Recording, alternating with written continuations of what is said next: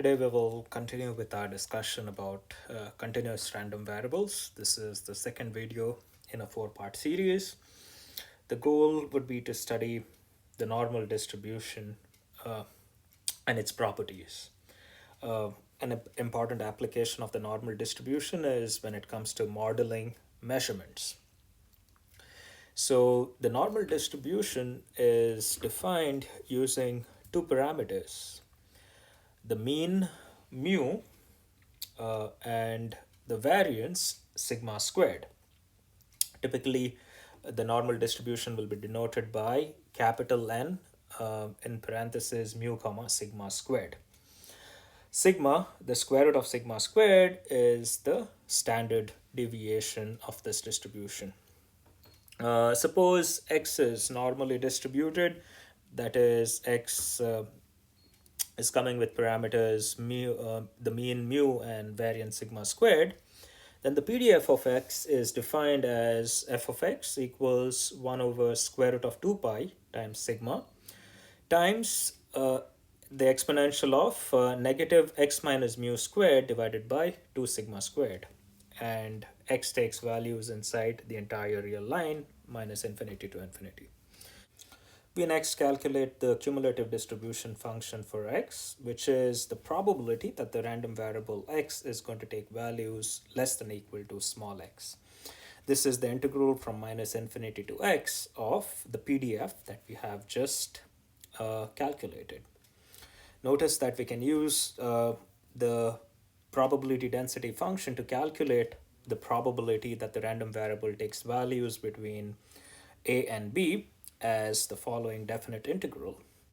This is not an easy integral to calculate. However, we can reduce the calculation to one single normal distribution, something that we're going to come to at a later point.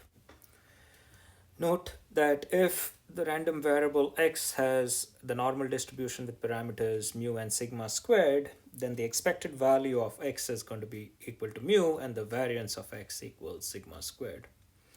When the mean mu equals 0 and the variance equals 1, we have a special name for the normal distribution. It's called the standard normal distribution. And if z has the standard normal distribution, note that the PDF of z has a much simpler form. It's going to be 1 over square root of 2 pi times e to the minus z squared divided by 2, and z takes values in the entire real line. To be specific about the parameters, we can denote the PDF of a random variable that is normally distributed by specifying the parameters inside the function definition as follows, where we say f of x semicolon mu comma sigma squared. Okay. Now, if x is normally distributed and z has the standard normal distribution, the probability that x takes values less than or equal to x is this integral, and we can do a change of variables where if we set s equals t minus mu over sigma, we notice that we can convert this integral or this probability calculation to probability that the random variable z takes values less than or equal to x minus mu divided by sigma. This leads us to a very important fact, which says that if x is normally distributed with parameters mu and sigma squared, x minus mu has the standard normal distribution. If z is having a standard normal distribution, the CDF of z has a special symbol. It's denoted by capital phi. That is to say that the probability that z takes values less than or equal to small z is going to be capital phi evaluated at z. Now, if x has normal distribution with parameters mu and sigma squared, we just notice that x minus mu over sigma is going to have the standard normal distribution. And as a result, the probability that the random variable x takes values between a and b will be the same as the probability that the standard normal distribution is going to take values between a minus mu over sigma and b minus mu over sigma. This is to say that the standard normal CDF can now be used to calculate probabilities for an arbitrary random variable with parameters mu and sigma squared. To be a little more specific, x has a normal distribution with parameters mu and sigma squared. Then x is mapped to z equals x minus mu over sigma, and this is called the z-scored. And z will have now the standard normal distribution. Similarly, given a z, we can map to x by using the formula x equals z times sigma plus mu.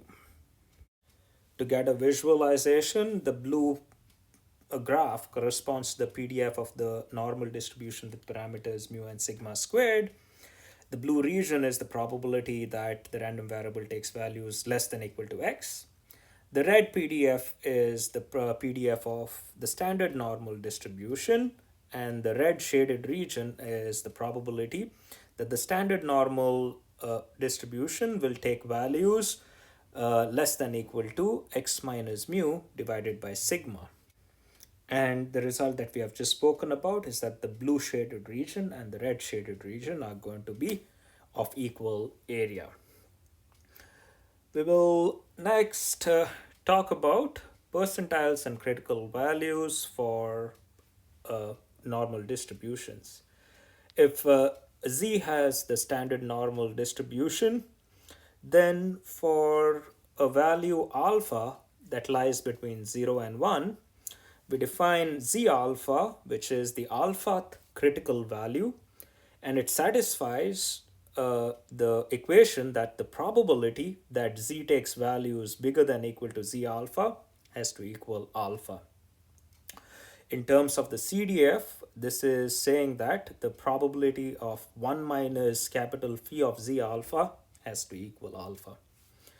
Now let p be a number between 0 and 1, then the 100 times pth percentile, that is eta p, satisfies the equation that probability z less than or equal to eta p has to equal to p.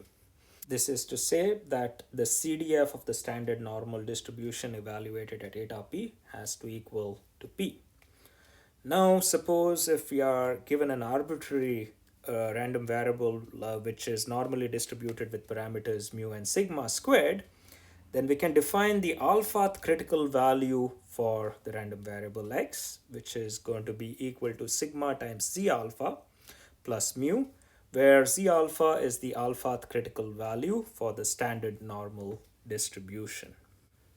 We finish up with approximating the binomial distribution with parameters n and p using the normal distribution.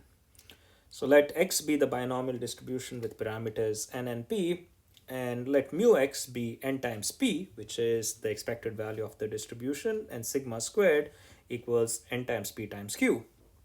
Then if the binomial distribution is not skewed, then the probability that the binomial random variable takes values less than or equal to x is going to equal to the CDF of the standard normal distribution evaluated at x plus 0.5 minus mu x divided by sigma x. Notice that the right hand side of this equation does not involve any terms of the form n choose k, which are typically very difficult to calculate.